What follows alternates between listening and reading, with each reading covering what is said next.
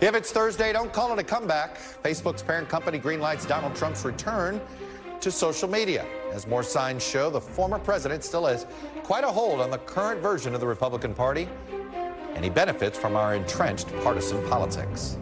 Plus, 5 former Memphis police officers are facing murder charges after a confrontation at a traffic stop on January 7th. It led to the hospitalization and eventual death of 29-year-old Tyre Nichols. And officials tell NBC News that President Biden is weighing a wartime trip to Eastern Europe amid the deployment of U.S. tanks to Ukraine as Russia once again ramps up its attacks.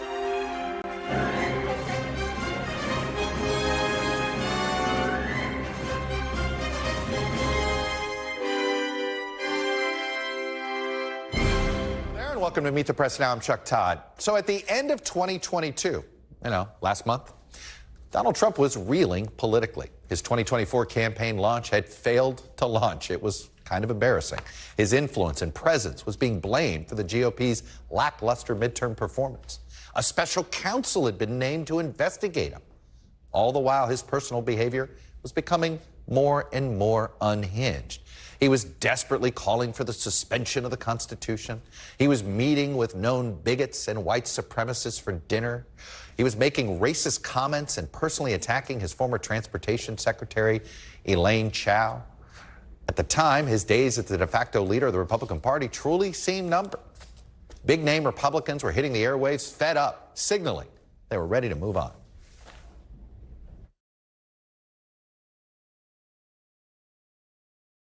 First, let me just say that there is no room in the Republican Party for anti-Semitism or white supremacy. I don't think anybody, though, should have a meeting with Nick Fuentes, and his views are nowhere within the Republican Party or within this country itself. I vehemently disagree with the statement that Trump has made. Trump has made, 1,000 statements in which I disagree. The former president, I don't see that he has a path through winning in 24. Well, that was way back last month. So where are we just a few weeks later? Donald Trump's position inside the party seems significantly less in peril. What a difference 6 weeks makes. The political punch of the classified document investigation has been muddied by a second special counsel appointed to probe President Biden's handling of some sensitive information. And on top of that, revelations that Donald Trump's own Vice President Mike Pence also had classified information at his residence. Mr. Trump has regained his most powerful megaphones, being allowed back on mainstream social media sites like Twitter and Facebook. The Trumpiest Republicans in Congress have been given outsized influence by House Speaker Kevin McCarthy, who had to curry their favor to become Speaker. And by the way, who did McCarthy thank first when he became Speaker? Donald John Trump. And far from blaming Trump for the party's 2022 midterm failures, tomorrow's vote to elect a chair of the Republican Party is actually a choice among 3 Trump loyalists. And his own handpicked chairwoman is maybe the least Trumpy of the bunch. So what changed? Has Trump actually gotten stronger these last few weeks? Have Republicans again surrendered to the fear of fracturing the party over him? Are our politics simply stuck in this entrenched partisan warfare that has defined the last half-decade? None of these are insignificant questions, especially when it comes to a major party's path forward and what it means for our politics in general and for the most divisive and perhaps resilient figure in modern political history. Joining me now from Orange County, California, the site of where the Republican National Committee is preparing to choose or re-elect a chairperson, is our own Vaughn Hilliard. Vaughn, let me start with, and I know there was a story this morning in the New York Times that said, hey, the party would like to move on from Trump, but we hear that all the time. There's saying what you'd like to do and actually putting your shoulder into it and doing it. And it seems we hear a lot of rhetoric, but we don't see a lot of action. Right, in the suggestion that, well, we'd be open to others running here in windy California. Excuse my hair here as we go through this, Chuck. This is for, if you're looking at the Republican Party apparatus here, you're talking about 168 RNC members here that are convening right now in California, who a great majority of them, their roles in the party are existing because of Donald Trump.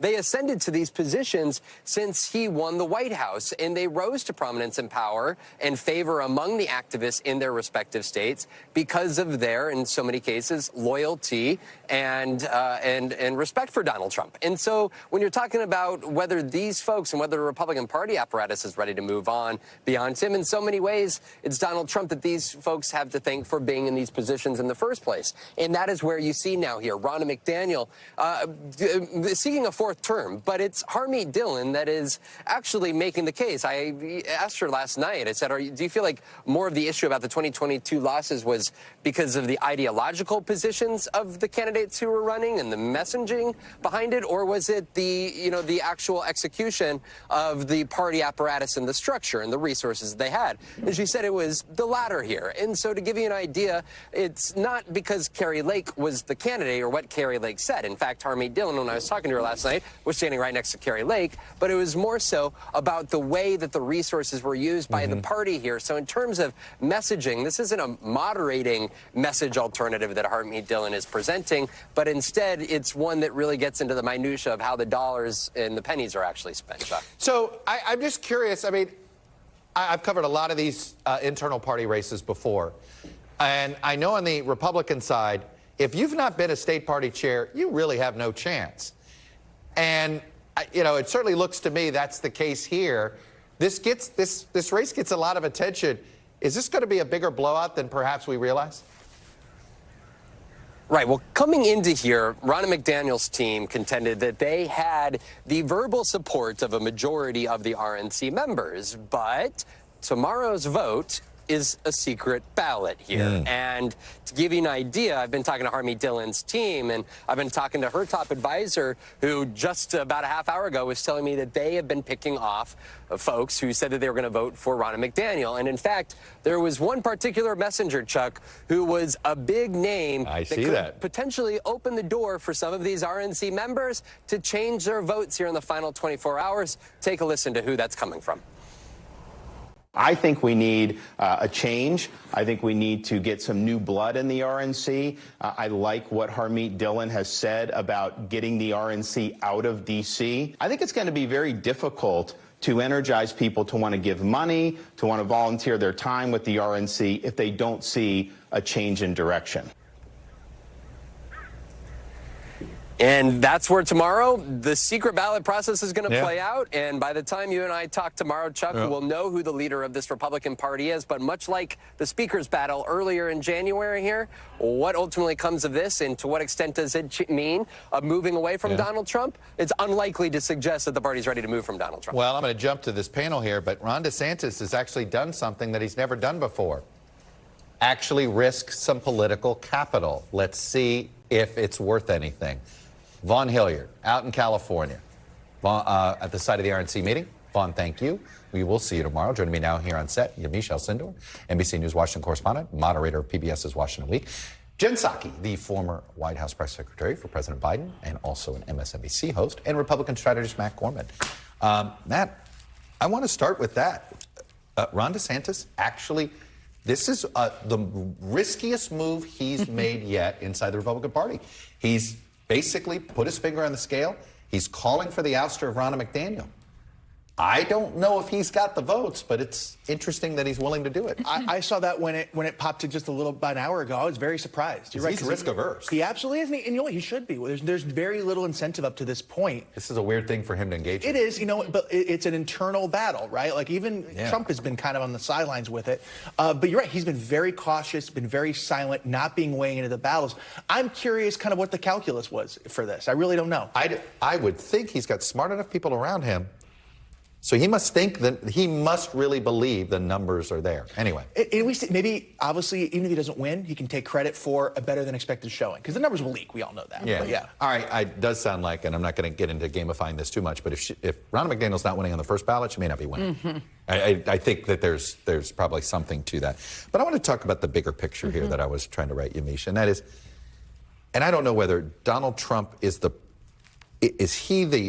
I know we all know he's a symptom more than anything else, but it does feel like everybody is stuck until he leaves the scene.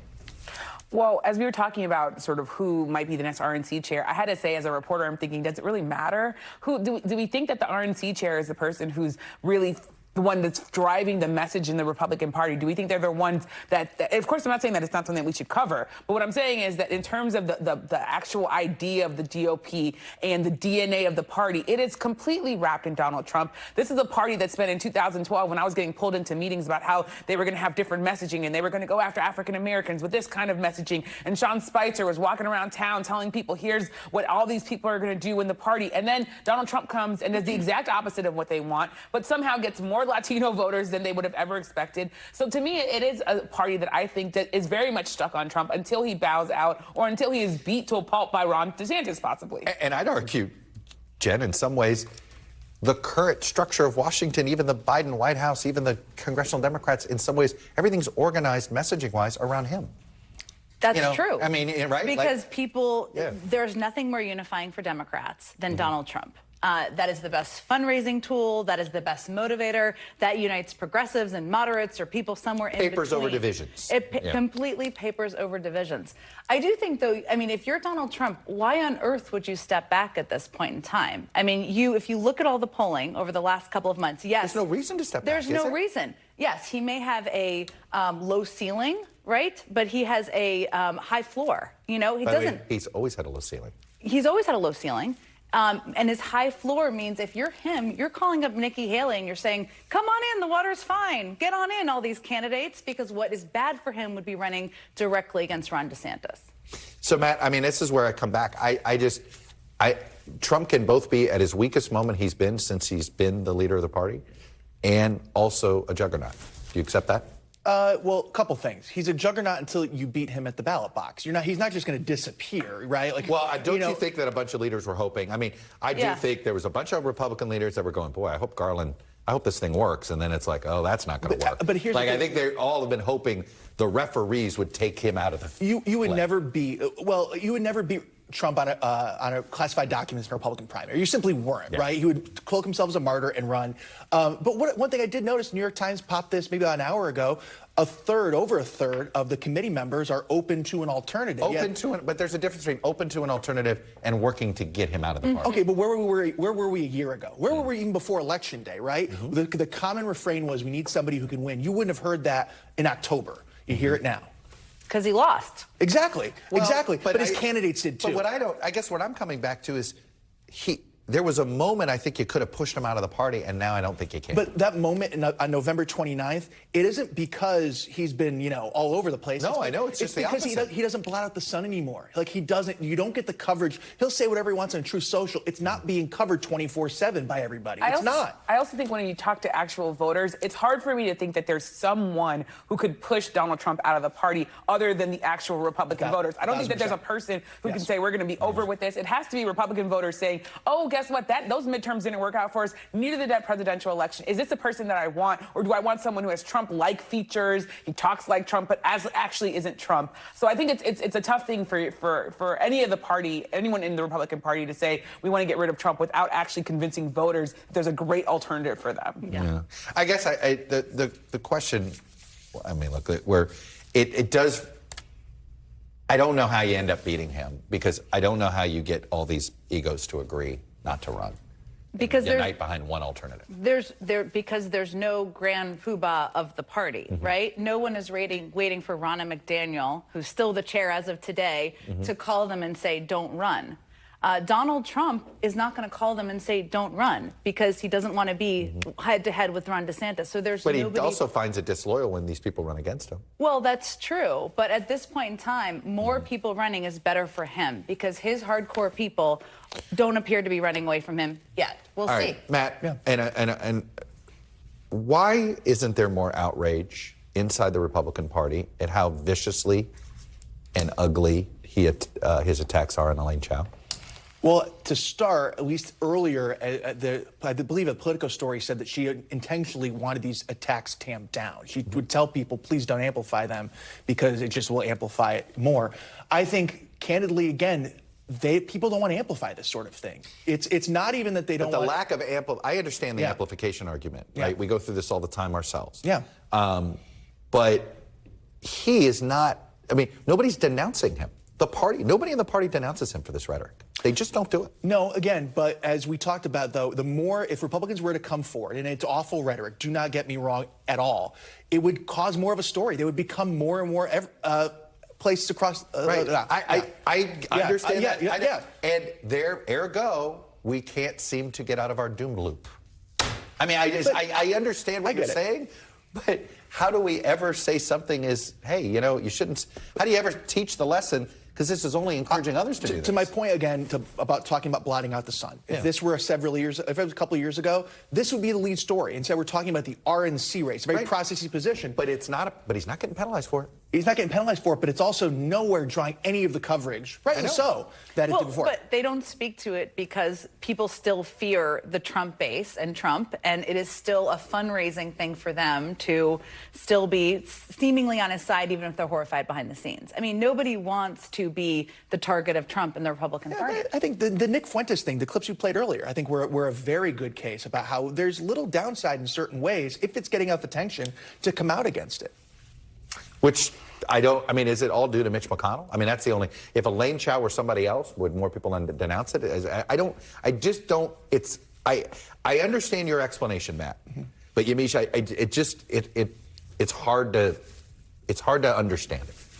If I had to lean on my reporting and talking to civil rights leaders, I would say that their critique of the Republican Party is that this is a party that has embraced language that mirrors this. This is also a party that elected someone who said that Mexicans are rapists and criminals, who talked about Baltimore and basically talked about the fact that black people were problematic. I mean, this isn't the first time that this is... It's not at all. And I know we're numb to it, I guess. I mean, that's what it is. It's that this is a party that is deciding not to call out that language. Maybe it's because, as Matt said, they don't want to amplify it. Maybe it's because they're secretly laughing about it in their living rooms. I can't say why people aren't calling it out, but based on my reporting and the sources that are the people who do the work in civil rights, it's because there's a deeper problem here, and he's using language that other people agree with but aren't saying out loud. People aren't laughing about it. People aren't laughing about it. I promise you that. No, but it feels like there's something going on. There's greater incentive not to stick your head out. It's the same reason why Republicans hide from reporters on the Hill when any given Trump tweet or outrageous thing he says comes up, because they'd rather not say anything at all about it.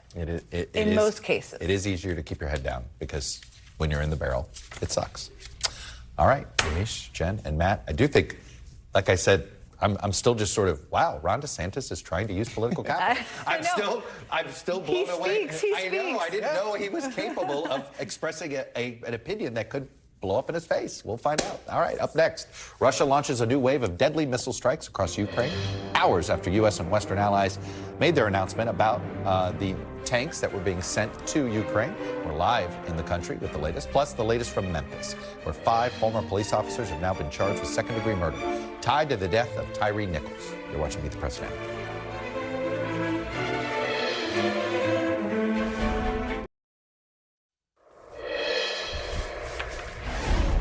Welcome back. Less than 24 hours after the U.S. and Germany announced they'd be sending dozens of tanks to Ukraine, Russia unleashed a massive missile attack across multiple Ukrainian cities. It was something that the Ukrainians were sadly expecting. According to Ukrainian officials, 55 missiles targeted 11 regions. 47 of the 55 were intercepted. Ukraine's state emergency service said 11 people were killed in the attacks and 11 others were injured. And with fighting in Ukraine expected to pick up in the spring as things get warmer, officials tell NBC News that the White House is exploring ways for President Biden to mark the one-year anniversary of the start of this war and reaffirm U.S. and Western support, which could include a potential presidential visit to Eastern Europe. Although no final decision on any travel has been made, multiple locations, including Poland, are under consideration. I wouldn't be surprised if perhaps the new potential NATO partners, maybe Helsinki and Finland, end up being a stop as well. Joining me now is NBC News foreign correspondent Ralph Sanchez in Ukraine. I've also got Mike McFaul, former U.S. ambassador to Russia, on hand as well. Ralph, let's talk about what happened overnight. We know Ukrainian officials are relieved that they're getting the support they asked for on the tank front. Last night's barrage of missiles or this morning's barrage, I know in some ways they were expecting it. What do they expect going forward? And are we still going to be in this sort of low-level part of the war until things warm up? Yeah, Chuck, this wave of missile drone strikes, not a surprise to anybody here in Ukraine. The Ukrainian people have got well used to Vladimir Putin communicating with missiles rather than words. He is very comfortable with missile diplomacy. I think everybody here understands that what happened this morning, overnight, was a response to what happened in Washington and Berlin a couple of hours earlier. That is certainly how it is being seen. The only bit of good news on this very bloody day here in Ukraine is what you just mentioned, Chuck, which is that the Ukrainian air defense systems do appear, for the most part, to be holding. The Ukrainian Air Force claims they shot down 47 of those 55 missiles. Now, before the Russians fired those missiles, they sent in a wave of those Iranian-made drones, and that appears to have been an attempt to overwhelm Ukraine's air defenses. As I said, they appear to be, for the most part, in one piece. The missile strikes targeted largely at Ukraine's power infrastructure, which is something that we have seen the Russians do again and again. We are in the depths of winter here, Chuck. I can tell you it is below freezing here in eastern Ukraine right now. So a very, very difficult situation for millions of civilians all across this country to have intermittent power, intermittent electricity on cold nights like this. The Ukrainian energy minister said the Russian objective here was to cause a systemic failure in the energy system. We have seen emergency blackouts in Kyiv tonight. We have also seen blackouts in Odessa. But as far as we can tell, the energy grid, for the most part, holding. Now, in terms of what is to come, the Ukrainians are predicting the Russians will attempt to launch a new offensive sometime potentially in the coming weeks once they have regrouped.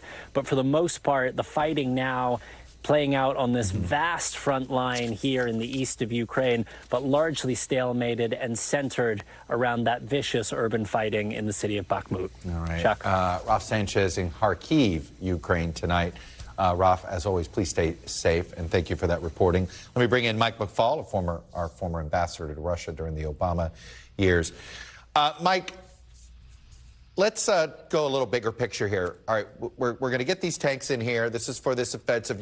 Ukraine's goal here, and the best that we think we know, is to get as much territory back as they can, not named Crimea, over the next 6 months, and let's see where we stand.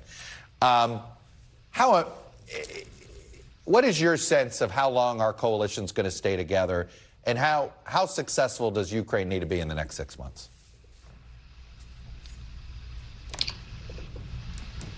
Chuck, you were breaking up there. I don't know if that was on my side or your side. It may have been. I'll repeat it again. You're coming in loud and clear. Okay. What kind of pressure do you think's on Ukraine to have a successful offensive here, when you think about how long the coalition can hang together? That's a great question. I think there's tremendous pressure on them to achieve success on the battlefield.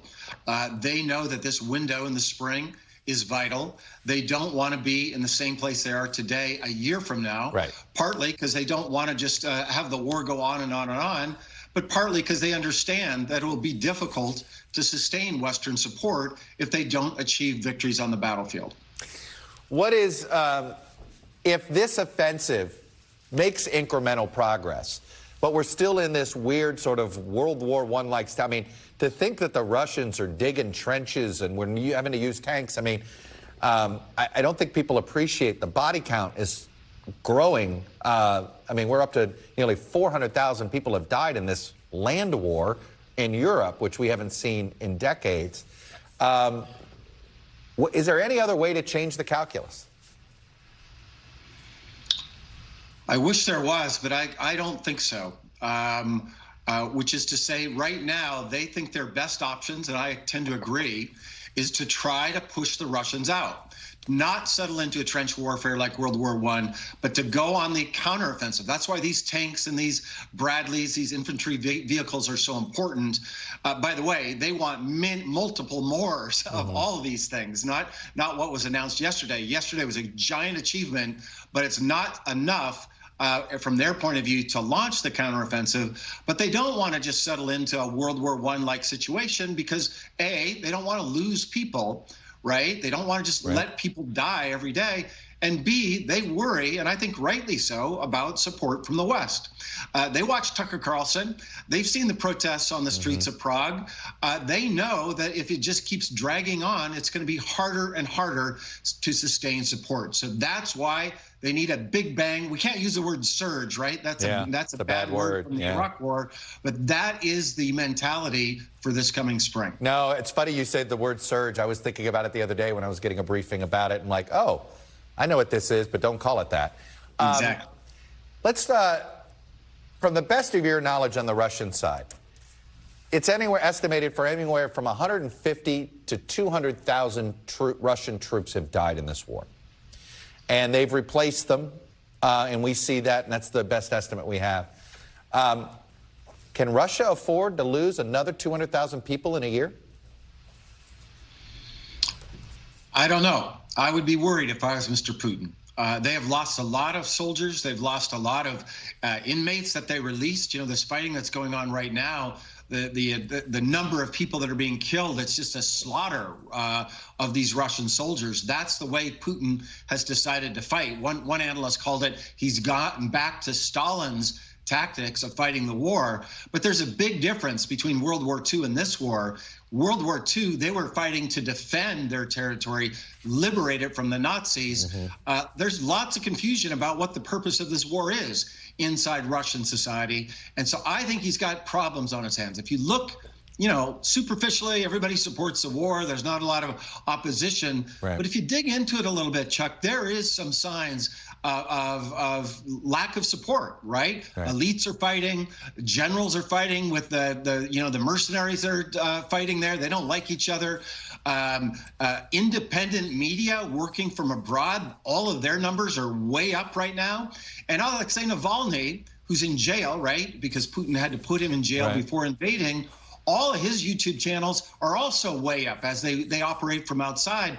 Those are all signs that not everybody is on board for a long war in Ukraine.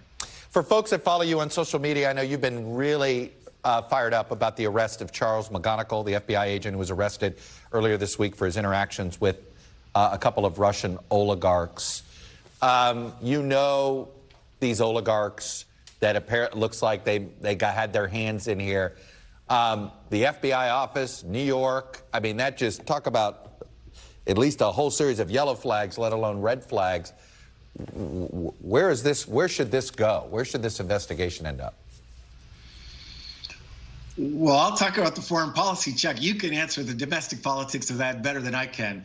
But I would say, yeah, I know Oleg Deripaska. I used to interact with him. That's part of your job as an ambassador, to interact with everybody and gather information about them. He is a uniquely qualified, I would say, entrepreneurial person in playing with corruption abroad. You know, I wouldn't be surprised if he's had interactions with the FBI for many, many years, even though he was on the sanctions list. You mean like sometimes playing informant, sometimes playing his own? Like this is why it can get confusing sometimes with the various Russian agents you end up working with, right? Correct. And I don't know the details. I haven't been in the government for a long, long time. But Deripaska is somebody that plays in that kind of space. He uses firms all over the place, lawyers all over the place, public relations firms in lots of countries around the world. And I think that's what you saw happening here. Ambassador Mike McFaul, always good to get your perspective on all things having to do with our friends in Russia and in Ukraine. Thank you, sir. After the break, heinous, reckless, and inhumane. That's how the Memphis police chief described the fatal police incident that led to Tyre Nichols' death and the termination of 5 police officers who are now facing second-degree murder charges. We're on the ground in Memphis. We have the new developments on that story next. You're watching Meet the Press Now.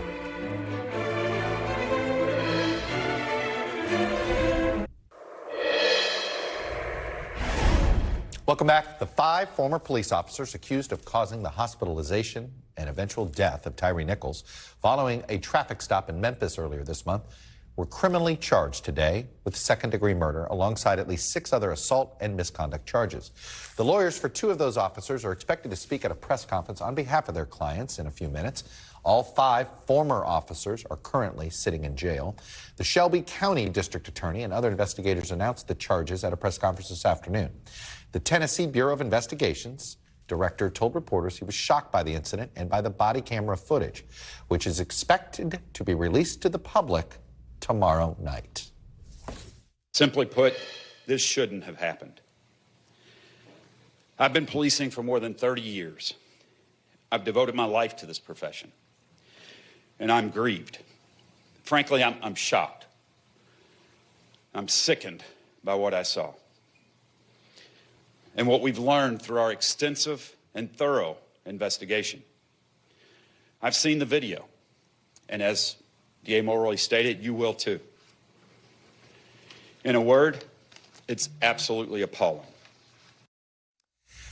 The specific details of the traffic stop remain murky, but obviously we'll get something that will clear up when we see the body camera footage. But here's what the accused officers were, why they were fired last week. The department found they were, quote, directly responsible for the abuse that led to the hospitalization of Tyre Nichols and then his eventual death 3 days later.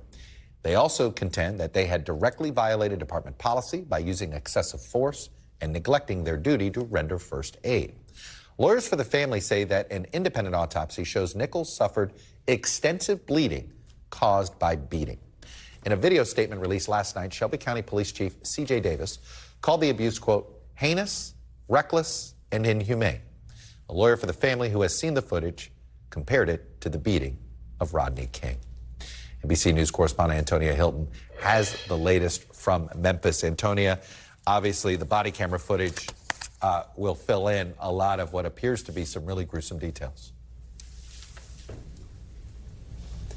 That's right. And right now, I and this entire city of Memphis are bracing for it. We expect it to come out sometime around 6 p.m. tomorrow evening. That's local time, so 7 p.m. Eastern. And people here have been, on the one hand, grateful that this has moved so quickly. It's sort of shocking, particularly to the black residents here, how fast all of this moved. First, that the officers were fired. They weren't begging for them to be fired. They immediately were fired. There was no administrative leave or anything like that. And then that they're now in custody and that they received second-degree murder charges, among other very serious charges, like aggravated kidnapping.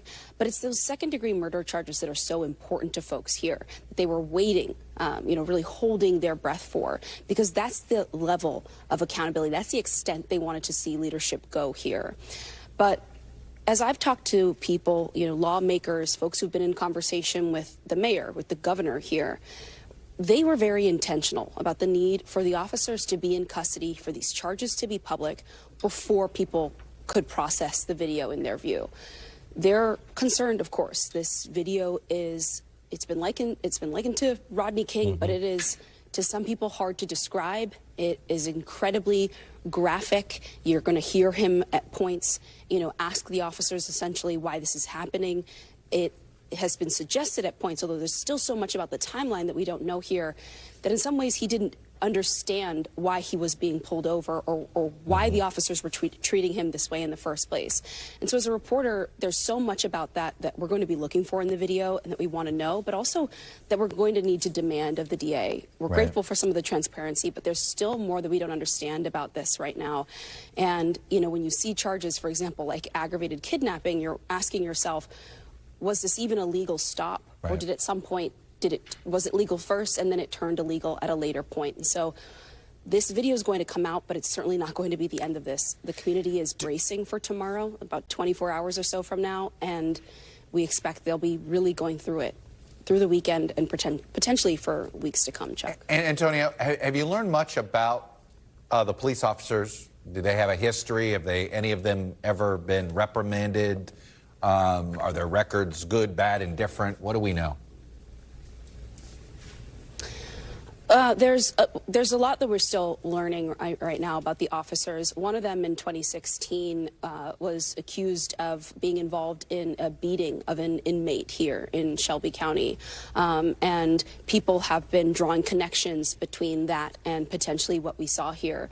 But because we haven't seen the video, the role that these 5 officers played in this, there's still so much that's tough to say at this stage about what may have led up to this. What we did hear today were people asking the DA, do these officers, these 5 officers, do they have a relationship with Tyre Nichols before?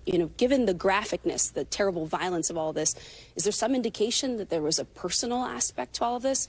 And he said at this time that there was nothing to point to that. But it appears that they are leaving the door open, and they kept repeating this is an active investigation. And it's an active investigation on multiple fronts, Chuck. There are the local authorities, state, the Tennessee Bureau investigation, and there's a federal civil rights investigation into all of this. And they are leaving the door open for more charges, Chuck. Well, it does sound like there's a lot we don't know, which I think makes it amazing how much they've actually done, considering how much they still don't know yet. Antonia Hilton on the ground in Memphis for what is going to be a pretty brutal 24 hours, it sounds like. Antonia, thank you for that reporting. I'm joined now by Charles Coleman, Jr. He's a former prosecutor and NBC News legal analyst. Charles, let me just get your initial reaction here from what you've heard and the speed. I mean, none of us are used to the speed of this. The fact that in the same month that the incident occurred, we are seeing charges brought. That is not usual when it comes to police brutality incidents. But let me get your reaction. Well, the optimist in me, Chuck, says that this is a sign that perhaps after so much of what we've been through with respect to these sorts of cases, we are finally learning our lesson about the importance of transparency, deliberate speed, and intentionality in terms of how the administration around policing reacts and interacts with community in the wake of some of these events. The pessimist in me, the civil rights attorney in me, the former prosecutor in me tells me that it's actually more likely going to be a function of how bad this actual video is, how clear-cut it is. People have been very clear about the fact that they are expressing very deep remorse and regret and essentially shame over how bad this video is. So I think that that's more likely the takeaway from what we know about the video, even though we haven't seen it. The other thing that I'll say that has struck me as very interesting as a former prosecutor, one of the things that I was listening for at some point, any point from the police department or the DA's office was the notion of a weapon in the hand of the victim.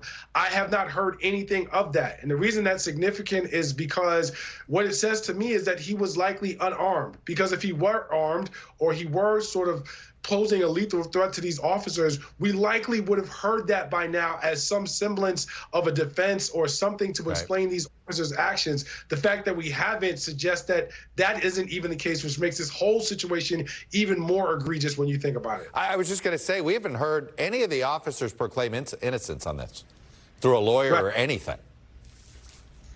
Right, and I don't think that we will. I think that the lawyers in this case are going to think about how do they essentially craft a defense for each of their clients in a way that absolves them from as much responsibility as they can. If you listen to the DA during his presser today, one of the things that was very apparent to me was that they put this case together under an acting in concert theory. And what that means for viewers is simply that every officer did not do everything, but yet these officers acted together in their individual actions in such a way that all furthered the commission of the crime, and so they all share a collective responsibility. If I'm a defense attorney for any one of these officers, I'm thinking about how do I minimize the role of my individual client so that he bears as little responsibility as possible. I was just going to say, second-degree murder. What does the prosecution have to prove to get a second-degree murder charge to stick?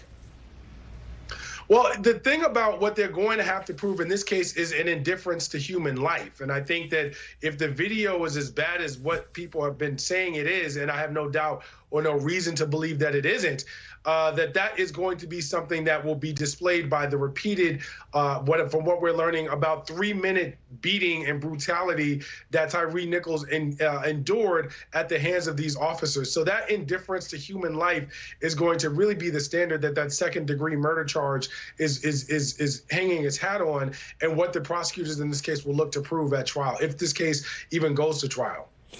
The importance of body camera footage.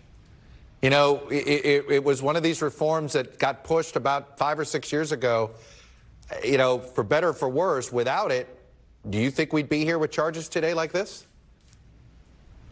The fact that you can ask that question is the problem, Chuck. I don't necessarily know that we would or would not. You're right. But what I can tell you is that the fact that, you know, ocular evidence is still needed in the wake of police violence in America is in and of itself a significant problem which needs to be examined.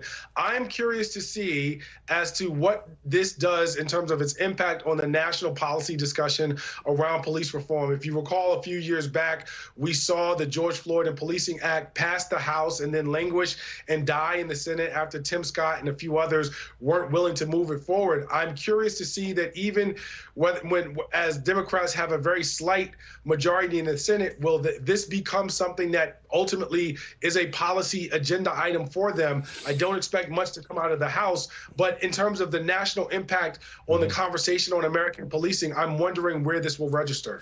Does the Memphis Police Department have any history, good or bad, on this front?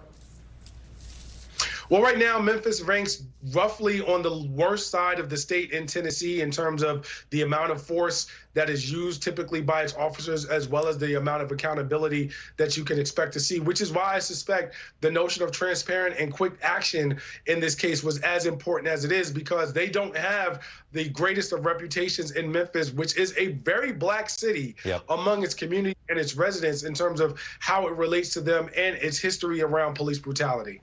Charles Coleman, an NBC News legal analyst, a former prosecutor himself. Really appreciate you bringing your expertise to us today. Thank you, sir.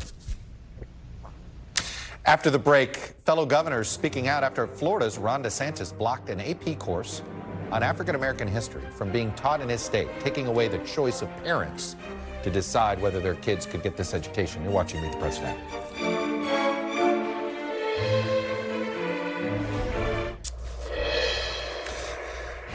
Welcome back. Florida Governor Ron DeSantis is facing more backlash to his administration's effort to block the ability of parents to allow their children to take an AP course on African-American history. Two prominent Democratic governors, California's Gavin Newsom and Illinois' J.B. Pritzker, are pushing back against the effort, with Pritzker even urging the College Board, which produces the course, from changing the proposed curriculum. This year, the College Board has been piloting the course in 60 schools nationwide. And again, it isn't mandatory for anybody. Parents have to get to choose whether their kids go into an AP course. Some AP students and prominent civil rights attorney are warning that they'll file a lawsuit if Governor DeSantis does not negotiate with the College Board to allow the course to be offered in schools across Florida. My colleague Zincle Esamua has more from Miami. Hey there, Chuck. Well, it started as a standard advanced placement course. I actually visited a pilot AP African American Studies class back in October. But months later, it's at the center of controversy right here in Florida after Republican Governor Ron DeSantis says he wants to ban this course in schools. We believe in teaching kids facts and how to think, but we don't believe they should have an agenda imposed on them. When you try to use Black history to shoehorn in queer theory, you are clearly trying to use that for political purposes. Now, prominent civil rights attorney Ben Crump says he intends to sue alongside 3 AP high school students. A group gathered in Tallahassee just yesterday of students, parents, and lawmakers expressing their frustration, and many say this ban is personal. I think it symbolizes the deep hatred that's integrated into this country that still comes to the forefront every day of the government. County, city, state, even the federal government. What does this move symbolize to you? I think it just symbolizes like blatant racism. I mean, for a politician to put politics over thousands of students' education is just not fair at all. In response, the governor's office called this intended lawsuit a, quote, publicity stunt and says it will not consider AP African-American studies until certain elements of the curriculum are removed, the governor focusing on what he's calling queer theory. Now, it is important to point out that the College Board has rejected assertions that its course promotes any particular ideology, but still, attorney Ben Crump worries that this ban could set a dangerous precedent. So we think that we are well positioned based on the precedent that we will win the lawsuit against Governor DeSantis, because if we don't prevail, we have to understand that this will set a different precedent, that everybody is watching Florida, Texas, Tennessee, Arizona, Virginia. They're all watching, and if they can suppress African-American history here in Florida, then they will suppress it in states all across America. As for what's next, the Florida Department of Education says they're going to review the College Board's revised curriculum next month, which fittingly is Black History Month. Chuck. Zinkley, thank you for that reporting. And again, just to remind you, this is a choice issue. There's nothing about an AP course that's mandatory for anybody. It has to be parental permission. Still to come, as President Biden criticizes House Republicans' fiscal policies, he's facing his own criticism from top Democrats over his border and immigration policies. You're watching Meet the President.